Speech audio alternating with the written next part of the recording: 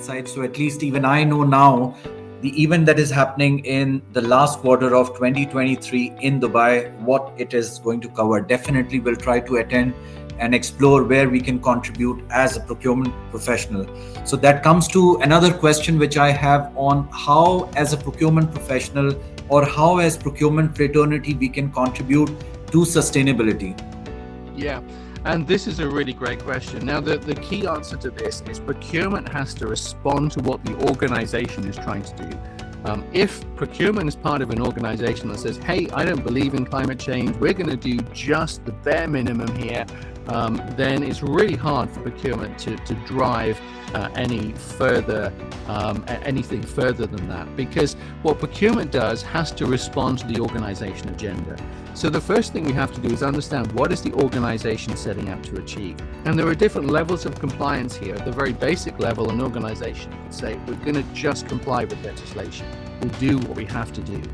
But then you have organizations that recognize that actually we can secure growth and advantage by being able to become more sustainable. We can create more value in the organization, and we can create more value in the world and actually give back and make a positive contribution. So different degrees of choice that companies make here.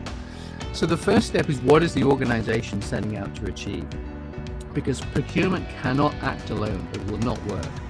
And in terms of the role of procurement and how that then supports that, there's a key critical need for organizations to be able to let procurement lead on sustainability, because the science here is clear that if you're going to drive change in a corporate, in an organization, typically about 50 to 70% of the change that you need to make happen has to happen in the supply base or the supply chains. Okay, 50 to 70%, which means procurement's pretty critical here. It means procurement has to understand where there are impacts and risks, and it also needs to be able to figure out how can the supply base help to drive change there.